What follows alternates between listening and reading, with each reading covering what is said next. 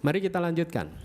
Kegagalan penampilan yang kedua adalah seseorang mungkin terlahir sebagai manusia dengan wajah sempurna, ya, tetapi karena sebuah karma yang mengganggu, maka dia terlahir sebagai manusia yang cacat, tidak menarik dan berwajah jelek.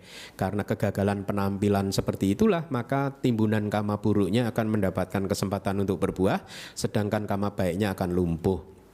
Contoh kegagalan penampilan adalah bagi mereka yang berwajah buruk, kalau dia menjadi pembantu, maka dia akan diberi pekerjaan yang kotor. Ini dari kitab kok, bukan dari Bhante Keminda.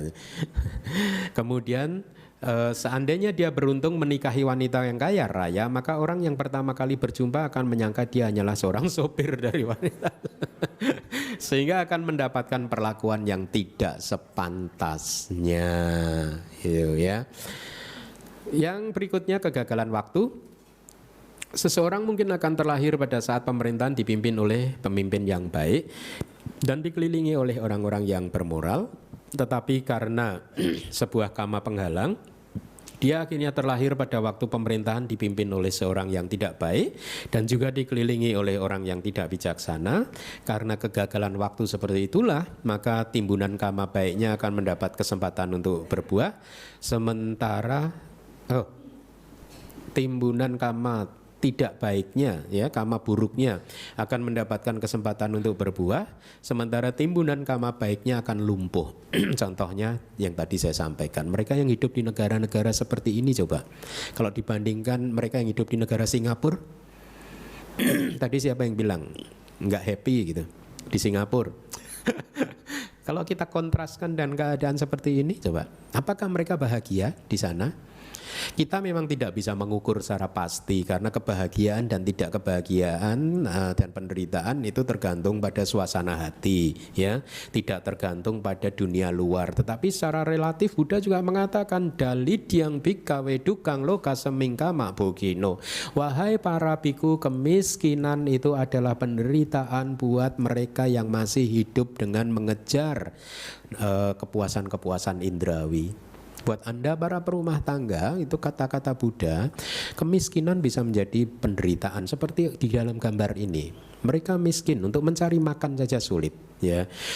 Terlahir sebagai manusia tapi karena sebuah karma penghalang, maka dia terlahir pada waktu pemerintahan dipimpin oleh seorang yang tidak bermoral, atau dia terlahir, kalau ini dari kitab, ya, pada waktu rentang usia manusia hanya 10 tahun, itu dikatakan kegagalan waktu, banyak penderitaan. Pada suatu hari nanti di masa depan usia manusia hanya 10 tahun saja, ya. Atau ketika 5 produk sapi, ya, dan seterusnya itu tidak tersedia, artinya tidak ada makanan yang bergizi yang tersedia. Seperti di dalam gambar tadi, tidak ada makanan yang bergizi. Akhirnya saya pernah membaca orang-orang yang hidup di negara ini, ya, sampai harus mengais-ngais sampah loh untuk hanya mencari makanan, anak-anak itu, atau mengais-ngais tanah gitu. Dikais-kais tanahnya hanya sekedar untuk menemukan makanan-makanan saja, makanan untuk mengganjal perutnya yang kelaparan. Lihatlah, kehidupan sangat-sangat memprihatinkan, kan, mengenaskan untuk hidup seperti itu. Pertanyaannya yang untuk kita renungkan adalah, apakah orang-orang yang ada di dalam gambar ini tidak mempunyai deposito karma baik? Mereka punya, bahkan mungkin lebih banyak dari jumlah deposito kita. Ya, tetapi karena dia mengalami kegagalan waktu, sementara kita tidak mengalami kegagalan waktu dibandingkan dia, maka kehidupan kita relatif lebih nyaman, lebih enak, lebih tenang dibandingkan kehidupan mereka yang setiap hari harus berjuang hanya untuk mendapatkan makanan saja. Lihat, kurus kering seperti itu. Kita bisa membayangkan betapa susahnya kehidupan mereka, ya. Nah, kita pun juga seperti itu, ya. Kalaupun saat ini kehidupan kita enak, sedang banyak kebahagiaan, bukan berarti tidak ada karma buruk di dalam arus batin kita yang sudah tertanam.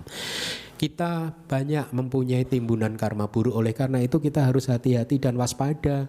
Oleh karena itu kita harus tahu cara untuk membuat semua timbunan karma buruk tadi tidak berbuah, ya. Jangan sampai kita mengalami kegagalan waktu dan seterusnya. Jadi buat orang seperti ini, meskipun terlahir sebagai manusia, tetapi mereka hidup seperti binatang liar. Ya, ini dari kitab juga. Ya, ada, meskipun seseorang terlahir sebagai manusia, tapi kehidupannya seperti binatang.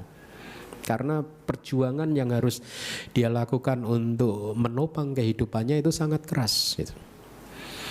Kita lanjutkan, yang keempat adalah kegagalan cara. Perilaku seseorang mungkin sangat bagus, dia mematuhi sila dan sering melakukan 10 karma baik ya. Jadi hal tersebut adalah kesuksesan cara. Tetapi karena sebuah karma buruk, dia melanggar sila dan melakukan 10 karma buruk apapun itu yang merupakan kegagalan cara, maka timbunan karma buruknya mendapat kesempatan untuk berbuah gitu. Sementara timbunan karma baiknya tidak mendapat kesempatan untuk berbuah. Contohnya adalah anak dari Mahadana. Ini contoh dari kitab suci kita. Dia bersama istrinya mempunyai banyak timbunan karma baik sehingga mempunyai kesempatan untuk menjadi lebih kaya lagi atau bahkan menjadi makhluk suci. Jadi Mahadana, anak dari Mahadana. Mahadana, dana itu kekayaan, maha itu besar. Jadi anak orang kaya di zaman Buddha dulu. Ini cerita terjadi di zaman Buddha ya. Yang laki-laki adalah anak orang kaya, kemudian pada usia muda orang tuanya menjodohkan dia dengan perempuan yang juga merupakan anak orang kaya juga di kota yang lain. Jadi dua orang ini berasal dari keluarga orang terkaya dari dua kota. Sama-sama orang kaya menikah. Masih muda, yang laki ganteng, yang perempuan cantik. Tetapi apa yang dia lakukan? Sejak menikah, kehidupannya dia habiskan untuk berfoya-foya. Hanya membuat satu pesta dan pesta yang lain. Terus hidup dari satu pesta ke pesta yang lain.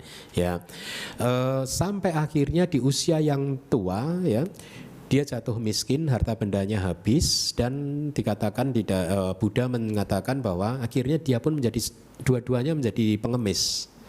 Jadi bahkan untuk mencari makanan dia harus mengemis. Tragis sekali. Sebagai dua orang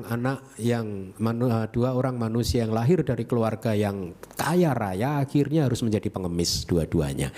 Nah, kemudian Buddha menyampaikan penjelasan kepada para biku, seandainya dua orang tersebut di paruh usianya yang pertama dia melakukan hal yang baik, mengelola bisnisnya dengan baik, menjaga moralitasnya, maka dia akan menjadi pengusaha yang sukses.